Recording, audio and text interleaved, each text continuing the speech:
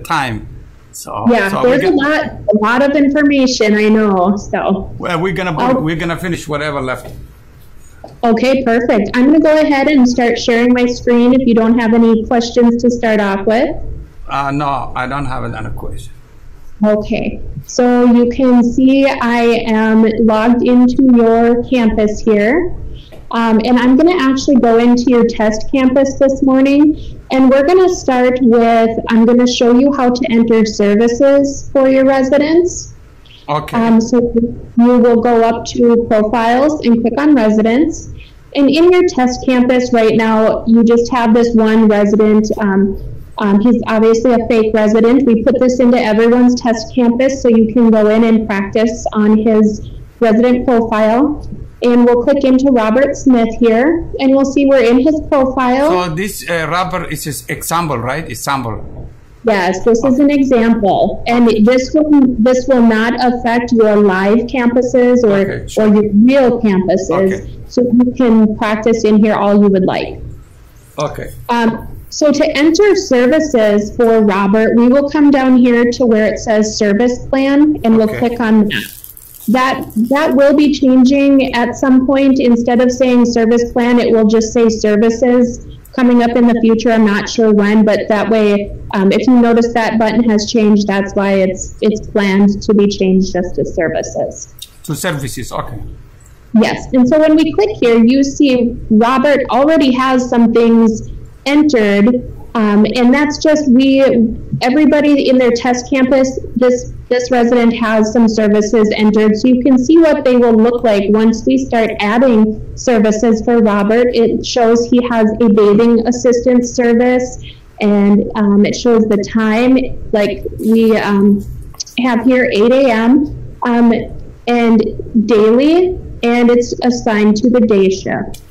Now, you could have a specific time like we have here of 8 a.m., or you may have a simplified time of a.m. or p.m.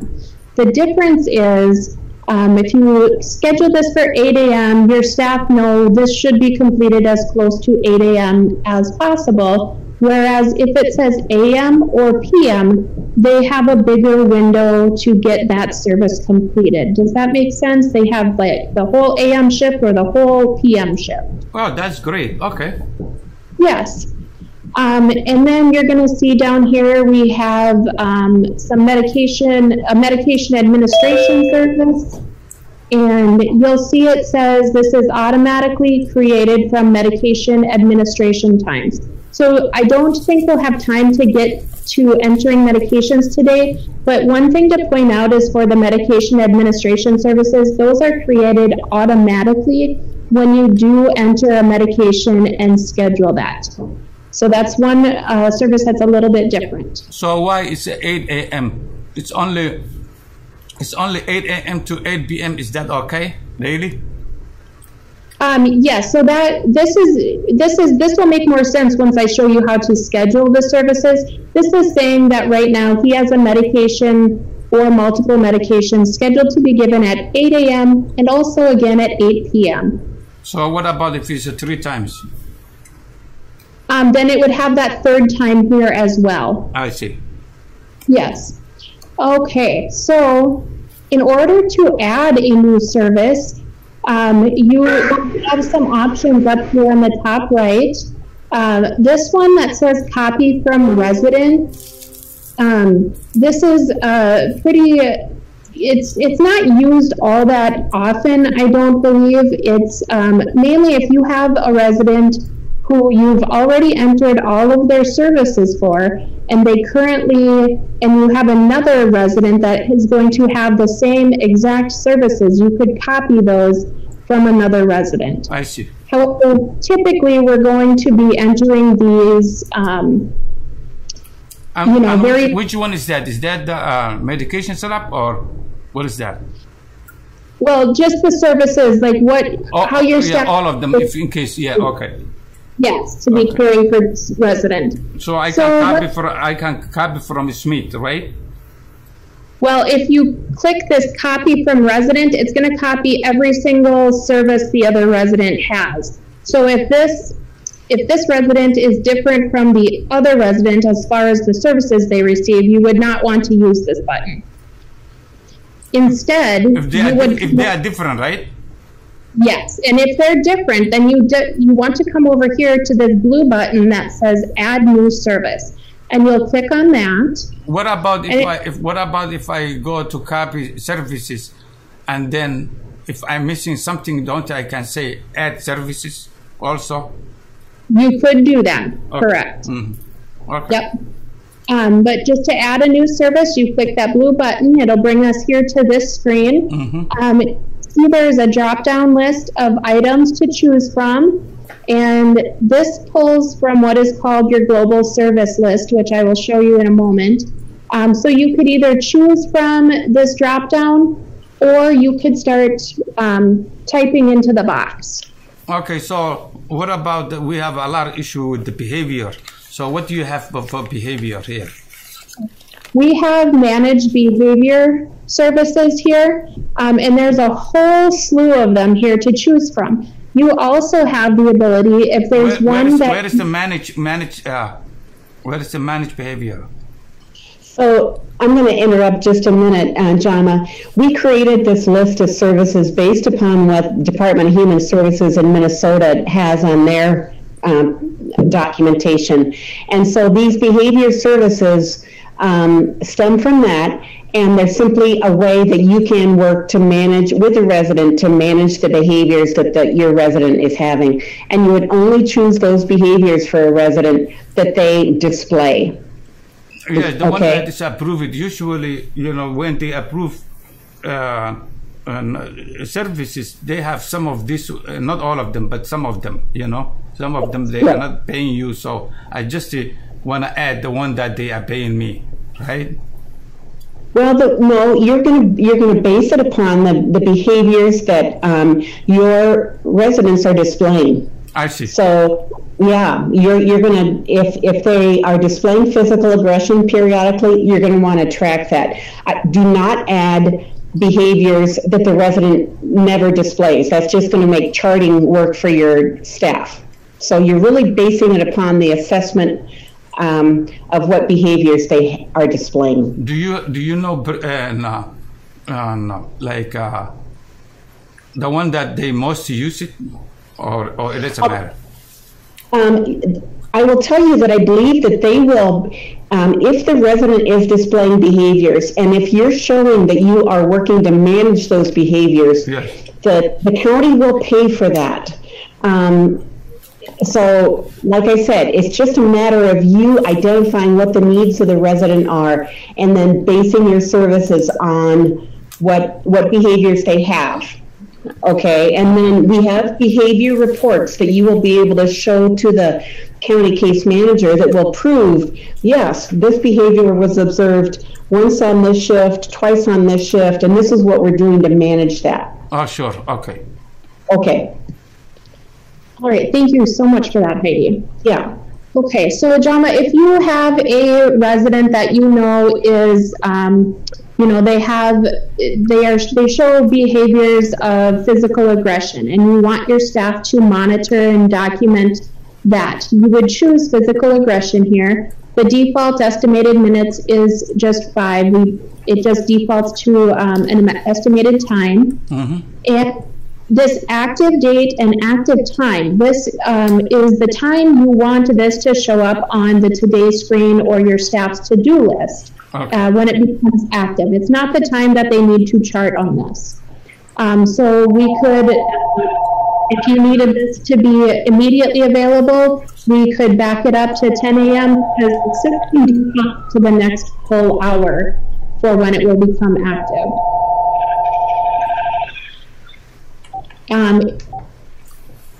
For the end date and end time, this is optional. If you have a service that you're only documenting this on for a short period of time, you could put an end date and time for the staff to be looking for this. Otherwise, So we would leave that. okay. So the behavior, if it's more than 10 a.m., can I put it different times? Well, the scheduling of the chart, how often they're going to chart on this is down here. The active time is just when this this service becomes active on that resident service on their, for your staff to see that. Okay, why is saying 10 a.m. and here is saying 11 a.m.? So, Heidi, do you have a better way of maybe understanding or explaining? Yeah, so in terms of the active date and time versus the schedule. Yeah, yep. The active date and time, we just want to know, when was this added? You know, when was this service originally added to the service plan? The schedule down below is, when do I want my staff to go in there and perform this? I see. Yeah. I see. Mm-hmm. Got it. So then right here where this drop down has service will be provided, if you're going to have your staff document on this for all 3 shifts, you would still choose daily. Daily is once a day or more often. These other options are less frequently than daily. So if we want your staff to document on this every shift, then you could choose a specific time, such as 11 a.m., or again, we could do that simplified time where we could choose AM, and then your provider would be the day shift. And then we could add new time, and we could have the PM staff document on this, and that would be evening shift. And then again for overnight. So that way, we have this scheduled to show up for all 3 shifts, and they can document on it every single shift. Does that make sense? And that's what I need. Yes, good. Yeah. And if you choose this simplified time, they have the entire shift to observe for these behaviors. They can keep track of how often the behaviors are occurring, and then they can chart that at the end of their shift rather than charting a behavior multiple times during the shift. They can include it all in one at the end of the shift and make notes on how we can do that. How can I do that? Just to remove the other one is just to remove, is that what it is? For what do you mean? If they need to chart more than once? No. If they want to do the end of their shift, the one time the end of the shift, or then you would want simplified and choose their specific shift. That way they have the whole shift to observe and document. If you chose a specific time of 11 a.m., this is going to tell them at a certain time that this is late and that they need to chart on it. So you would want to do the simplified time for a behavior. I see. And then down here in this box, the instructions, this is where you want to give very specific instructions to your staff on what this behavior for this particular resident is going to look like, the goals on this behavior for this particular resident. If you know any triggers or warning signs of what the behavior, if the resident shows certain telltale signs prior to this behavior, then you could put these here. And then interventions you would want your staff to try, and then when to notify the supervisor. You want very clear instructions in here so your staff know exactly what to look for, what interventions to try, and when to notify the supervisor. Okay? And then the billing, you don't have our billing, so that does not, at this time, does not pertain. So then, you could free type in here exactly what you want, or you have this blue drop down that says snippets. Snippets are little bits of text that you can add, and they will be available as a drop down for staff to choose, and then they can also still free type after that snippet. So if you said,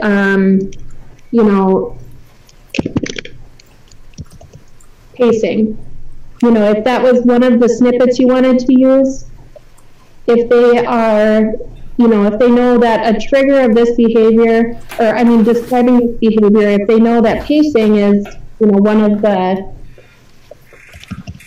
the things, they could choose that from the drop down here. But they also want to be very specific in instructions for this particular resident. Does that make sense? Yes. Okay. And then we would click save. And it shows you that we did create this behavior service. It shows that it became active on 10/13 at 10 a.m. So that's where that post date time came into play. It's scheduled for all 3 shifts every day, and it's assigned to the day shift, evening shift, and overnight shift. And those were your HHAs or ULPs, DSPs, whatever your facility calls them. Okay. Another way we can add services is if you admit a resident and you have something, a set of services that you have for every resident, such as maybe housekeeping, bed making, or maybe you check vital signs on all of your residents once a week or once a month. We could create a service set for you, and there would be a drop down here that you could click. Instead of adding every single service separately, you could click, and it will have each specific vital sign that you may choose, or if it was a different service, a different group of services, it would have all of those in one nice area, and it saves a lot of time so you don't have to enter those separately. Okay. Again, you choose your active date and time, and that's just when, when the service started for the resident. And you could choose a specific time to have these vital signs done, or again, that simplified time. I want to mention here, we have not gone over medications yet, but if you have a vital sign service that is scheduled at the same time as a medication is to be given, the system will lock the medication pass until the vital sign has been completed. And that is done because some medications require a vital sign before giving that medication. For example, insulin, you would want to know that resident's blood sugar before you give the insulin. So it would require your staff to check that, or say a heart medication, you may want the staff to check a blood pressure or heart rate prior to giving the medication. So if you are just doing a weekly set of vitals or a monthly set of vitals, I would recommend choosing a little bit of an odd time that you know the medication is not going to be passed at, if it's just for these routine vitals. Say, so it has to be before, yes, before that, before the time of the medication. Before or after. If it does not pertain to the medications, I would choose, say 9:05, 8:05, something that's a little bit off, where most of your medications will be given, say 8 a.m., 9 a.m. That way you would avoid interfering with that medication pass. Does that make sense? Yeah, yes. So 9:05, what time do you think the medication is going to be then? Is that 10 or it's going to be 9? Well, so this would be if you don't want, if they don't need to check a vital sign before giving the medication, then this is when you would want to schedule it at that little bit different time. If you want them to check, say, that blood pressure or that pulse, you will schedule that specific service for the same time as whenever the medication is assigned to. I see. Your nurse is going to know that there are some meds that they need to get a vital sign before they give, and this just allows them to do that. Yeah, yes. Okay. All right, so if we chose 9:05 a.m. for the blood pressure, and why is this? Oh, I need a space here. So then we would assign this to the day shift. And now, do you see down here, it automatically for the rest of these services has the rest of the vital signs in this set scheduled for the same time and the same provider, and will be provided daily. Now you can change in the instructions here. See how it defaults to, it says systolic. This is, your nurse is going to understand all this information, the parameters for these vital signs, but you can go in here and delete or add, whatever your policy is for the vital signs, you can change this information or add to it. Okay? Okay. And so we will go through and we have all of these scheduled, and we didn't have to enter them separately, and then we would click save, and you see that they entered all down here. Mm-hmm. So that's a little bit easier than going through and entering each one by one. Do you have any sort of policy for your vital signs as far as routine vital signs? I could create a set for you. Yes. Not right now. I don't know. I'm not sure. Yes, you do have. Okay. If you decide you want vital signs checked once a month or once a week, I can create a set. Yeah, we have one client we do before we give the medication. Every day? Every day, yeah. Yeah, every day. It's a one client with every day. Before he take the medication. Before he take the medication. We have to check. Okay, so that's a little bit different if it's specific for a client. This set would be more generic for everyone.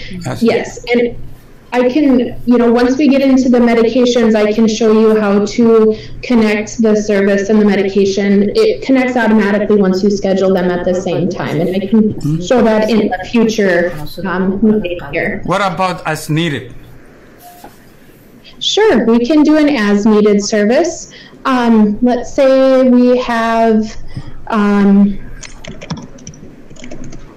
let's see.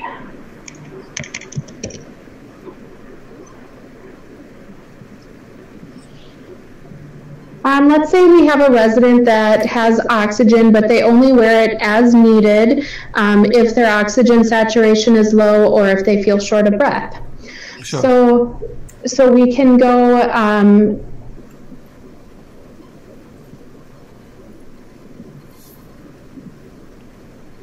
okay, so your active date and time is, again, when are we starting the service? When did that become active? And then it will be provided, you can choose from this drop-down PRN or as needed. Yeah, okay. And then this blue link here will show you if there is a current schedule or any services scheduled. It will show you the times, who they're assigned to, and then what the services are. That's just a nice drop down if you wanted to see that. You can, if you want to put in specific services here, oxygen delivery as ordered. We'll say 2 liters.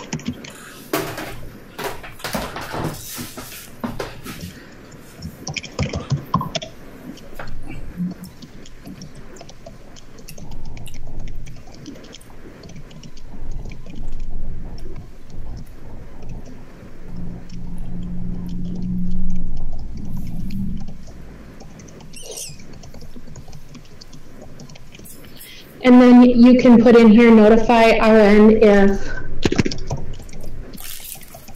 whatever parameters you and your, you have on your orders from your doctor.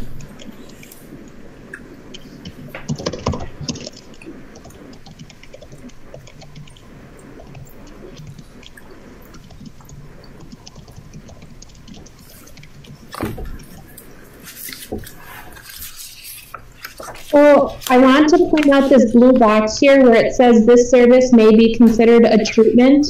You can optionally add and schedule the associated supervisory service after saving your changes. So in Minnesota, if a service is scheduled by a is ordered by a doctor as a treatment to relieve symptoms or effect a cure, then you must have an additional supervision of that service. And that does not mean that it's supervising the staff as they do this service, although you could do that at the same time. What that means is the nurse is going to supervise whether giving this oxygen is effective in helping treat this resident for what this was specifically ordered. Does that make sense? Yes. Okay, so we would add a supervisory service for this, and you can click that box. And then once we save this, this service will be scheduled. So and then it will. Who's supervising? Is that the nurse? Yes, that will be your nurse. So once we save this, then this oxygen delivery as needed service will be saved, and it then takes us right to this screen where we can schedule the associated supervisory service. And you notice it says right in the service, supervision of oxygen delivery. And again, your active date and time here. Services will be provided. Now, you don't need your RN to be supervising this service daily. You know, it's going to be up to your policy. It may be weekly, or it may be as the doctor ordered. The doctor may say, you know, I want an update every week or every 2 weeks. And in that case, then you could do your supervision for every X days. Or you could choose every, let's say weekly, every Friday, you're going to have that nurse go and look at what the oxygen use has been for the last week, and maybe formulate something to send to the doctor so the doctor is aware. So you can choose how often this will be scheduled, and you could again do a simplified or a specific time. We'll just choose AM on Friday, and this is going to be provided to the RF, or the RF will be the provider for any supervisory service.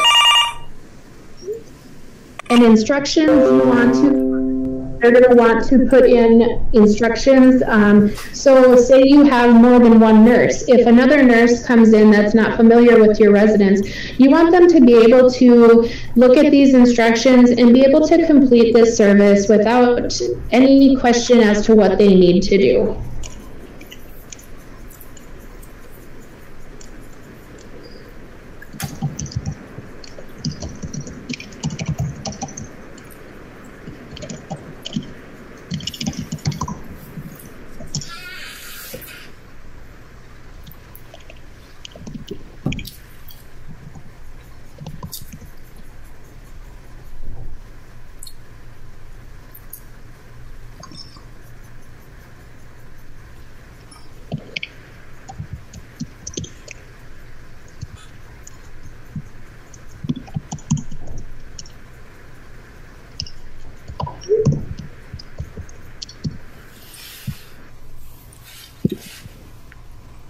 And then we would save that, and that would be scheduled as well.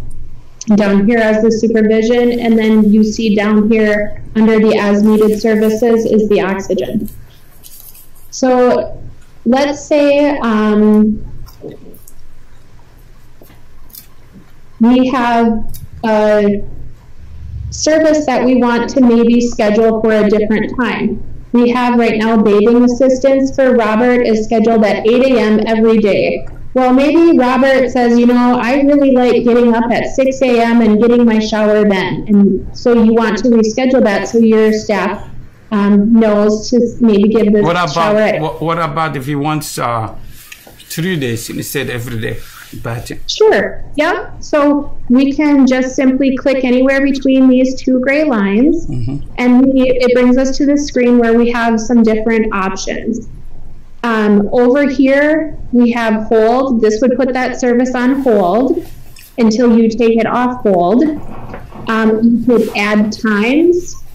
So say if he wanted, you know, if we were doing it more than one time, or down here, you could also put it on hold. You can edit this and make any changes to the instructions.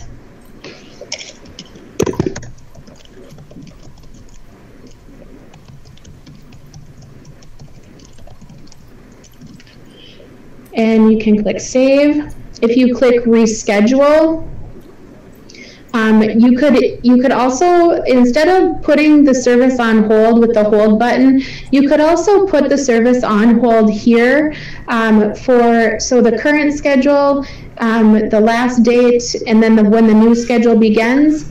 Or you can change this to maybe we're going to do this instead of daily, we're going to do it 3 times a week on Monday, Wednesday, and Friday. Correct. And then, good.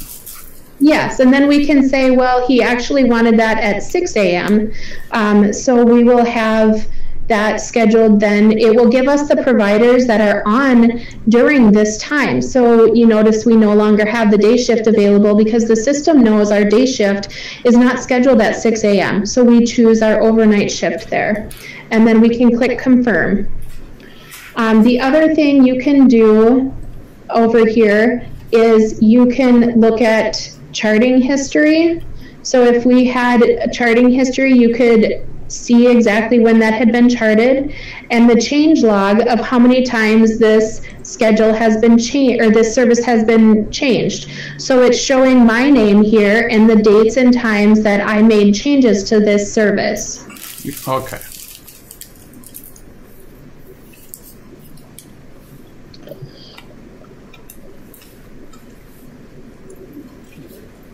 I just wanted to look at my notes here to make sure I'm covering everything.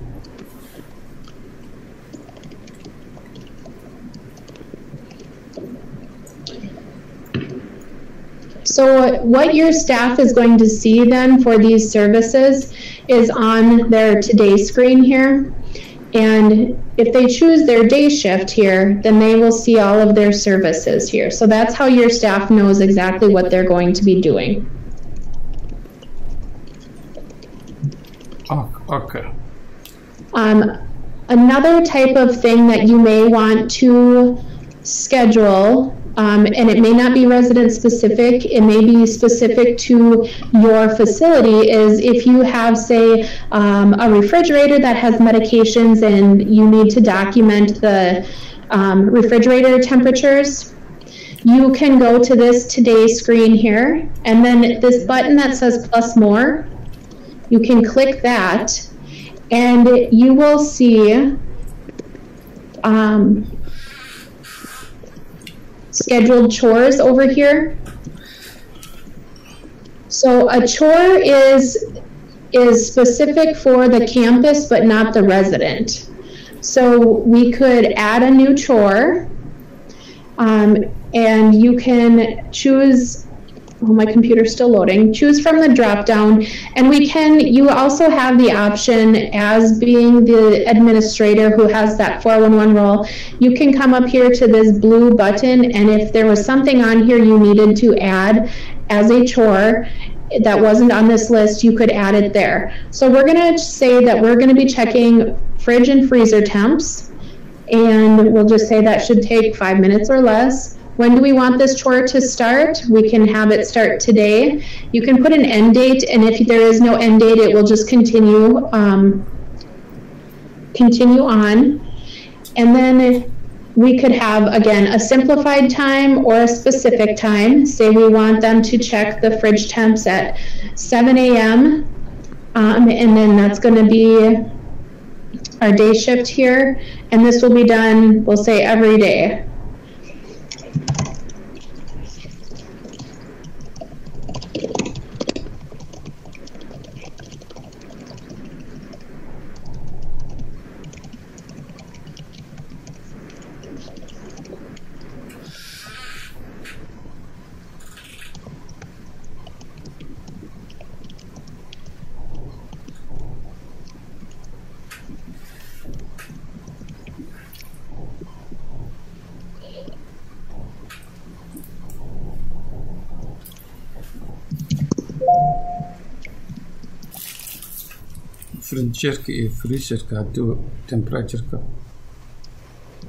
So you, again, want to put very specific instructions what your staff is to do.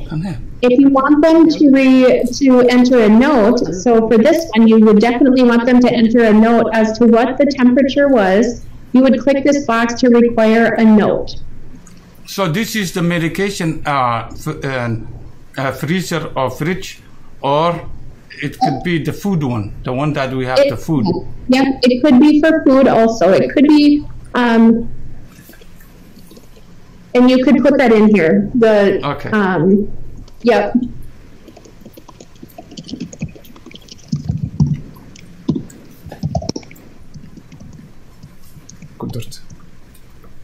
Yep, and then you would click save, and that you would see here under your scheduled chores, This is the one we just entered, and it's scheduled 7 a.m. daily and assigned to the day shift. Now, this one was in already as an example. Cleaning, you could have NPL trash cans scheduled 4 times a day and assigned to the 3 shifts. So anything that is specific for your campus but not to a certain resident or staff member would be a chore, okay? You can look under the history button and you can see if there were any past chores that have been discontinued. It'll show you who discontinued them, on what date and time, and if they entered a discontinued reason, that would be on there as well. Okay.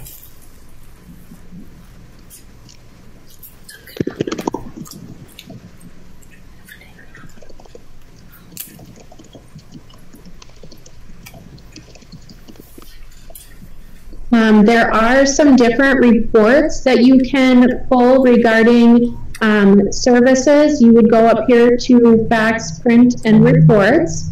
And in the search bar, you could type in Service Recap.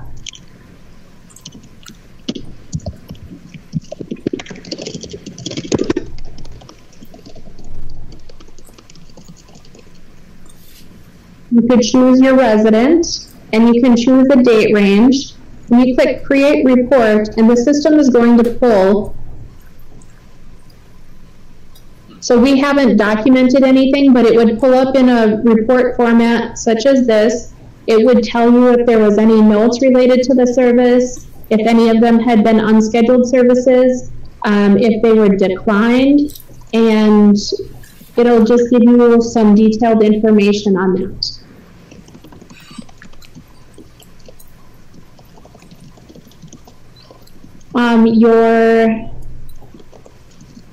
Heidi, could you talk a little bit about the service plan and agreement? Yes, I'd be happy to. So, you did move my screens around just a minute. In Minnesota and most states, a report is required called the service plan, basically, and becomes a contract between the resident and their family and the facility. And so as soon as you get your resident services entered, you have the ability to create the service plan. And in Minnesota, you know that they changed the rules effective August 1st. And there's quite a lot in the regulations about a contract that you need to have. Well, we can't provide the whole contract because it's quite specific to your facility. But what we can do is create this service plan that becomes a part of your contract. So if you go to once you go to the report category agreement, Bridget, so go to... the category, okay. Yeah, go to category agreement. There we go. And over on the right, now Bridget can see all possible agreements, and you're not going to have this laundry list. But if you go down to Addendum to Contract waiver, the one beneath that, yeah, that one, select that. This one is used for any clients who are getting county assistance. And what we've done is we've pulled in a lot of information that is required to be in part of your contract. It's not the complete contract, but it's an addendum to that contract. So you'll see the resident name and campus, you'll see code status, any advanced directive that's required. It's going to show your license type, and it's pulling in the list of services for this resident, including who's providing the service and how often. This meets the requirement in Minnesota that you have added this to the contract. Then if you keep on scrolling down, there are several different text areas. All of these are required to inform the resident about or required to be in the contract. And so again, we've done the work for you in terms of entering quite a lot of data here about assessments, supervisions, and that kind of thing. At the bottom, we've added Again, emergency contact information that you've entered, emergency info, resident responsibilities. This is an area that you may choose to have us edit, and we can customize this for you. Also, the section that says, I have received a copy of the following. You may not, for instance, use bed safety side rails. And so we could remove that item for you. We just wanted to list those documents that are probably part of your, that may be part of your admission packet that are required to provide to the resident. Another one that you may not need is the dementia training disclosure if you do not provide. Yeah, provide that. So we can edit this. If you keep on scrolling, Bridget, at the bottom there are the signature lines, and so we've kind of done quite a bit of work for you. You still have to have a contract, but this report actually fills quite a lot of needs in that contract. Does that make sense? Yeah. Yes. So what is the difference between this contract and the lease, which is also similar? More information. Well, is that different? Yes, it is. In part because before August 1st, yes, there were two parts to the paperwork you had to sign with a resident. There was the lease, the 17-point contract. There was a housing agreement, and then there was what we call the service plan that had to do with the nursing services. Well, in August 1st, they kind of made those, combined the two, so that what you're creating is a contract with them that includes both housing issues and service issues. Okay, so in the regulations, and we can send you a link to the regulations, it's going to describe the contract and what you need to have in the contract. And we provide you this form, and so you are already partway there simply because you're using our task and we have this agreement for you, the addendum. Okay. So the client have to sign this. Yes, exactly. And they would also sign the larger contract as well. So there would be two signatures. Okay. I would suggest that once you get services entered for one of your residents, you come over here and print out a service plan, look at it, maybe mark it up to say, oh, I don't want this dementia care, or I don't want the side rail. You can mark it up and then send it to us, and then we can update your agreement, the addendum, to be just what you want. Okay? Okay. Now, there's an addendum to, we're looking at the waiver one that is specifically for your residents who get county assistance. There's also a private pay one, and the difference is this. The private pay one, we might actually enter your rent rates and your private fee rates so that those pull in there. And because you're in control of what you charge a private pay person, you're not in control of what the county is going to reimburse you. Yeah. So that's the difference. Okay? Okay. Okay. Thank you, Heidi. Yes, certainly. Okay, and then another thing we have similar to chores is a task. And we again would go to the today screen and click on plus more, and we could do new task. And this is going to be assigned to a specific staff member. So we could do we could say it's a monthly fire drill, or something. You could create whatever task you want for this specific task or staff member, and you could assign it to them. And you can click the date, and if it is pertaining to a resident, you could add that. But this is going to assign it specifically to that staff member, not the whole shift. Okay, and then you could put notes in here and save. Sure. Any questions on services, tasks? Sometimes they would like to check like an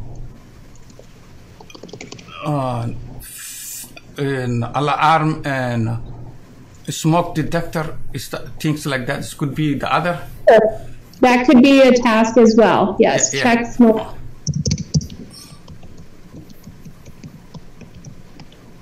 Yep, and then you could assign that to whichever staff member you want to choose which date, and then if it's the Sure. or you could type in here.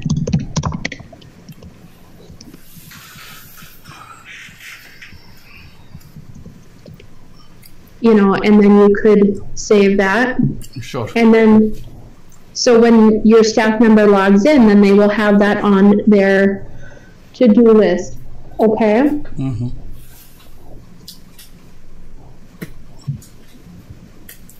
Any other questions about entering services, Not right tasks, chores? now. No. Okay. So we've gone over a lot today, and you still have information to enter from last time regarding the contacts, resources, diagnoses. So I don't want to give you too much on your to-do list before we meet again. But if you could go in and start entering services on your residents, if you have them, if you know how often they do their bathing, any services that they have, you could add those, any chores that you might want to add for your different homes, and then again enter the diagnoses, contacts, and resources for your residents.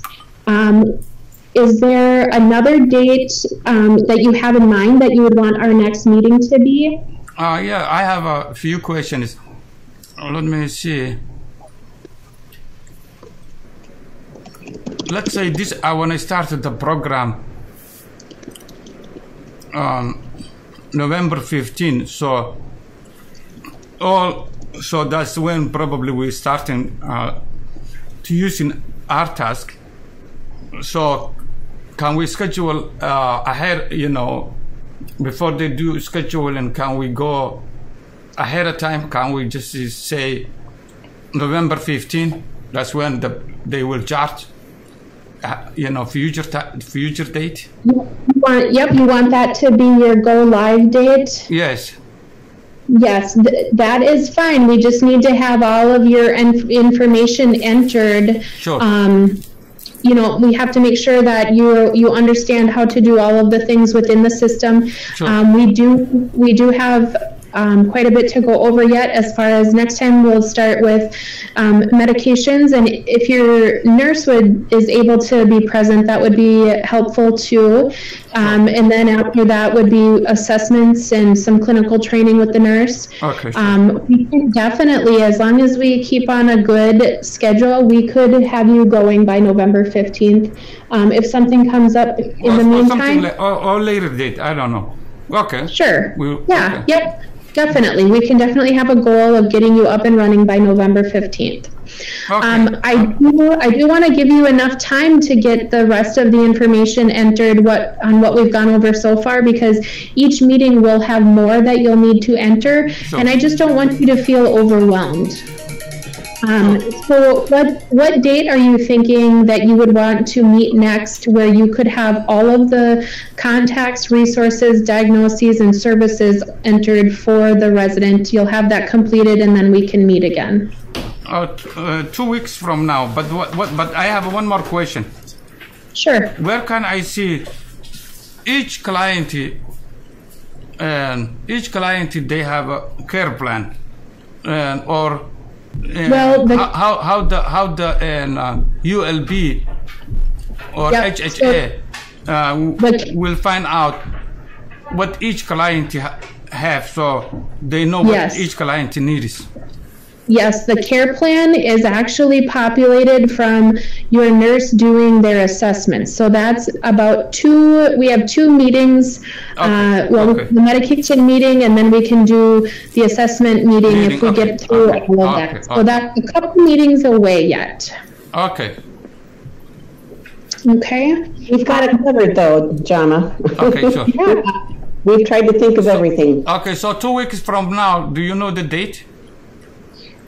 Yes, let me look here. Oh, okay, is that too long? Is that too long? You need. Well, it's totally up to you, because I want you to be able to have all of your information entered. Yeah, give me 2 weeks then. Sure. Okay, so 2 weeks from today would be Wednesday, October 27th. Okay. Does that sound like a day that would work for you? Let me see. Hold on. Let me look my calendar.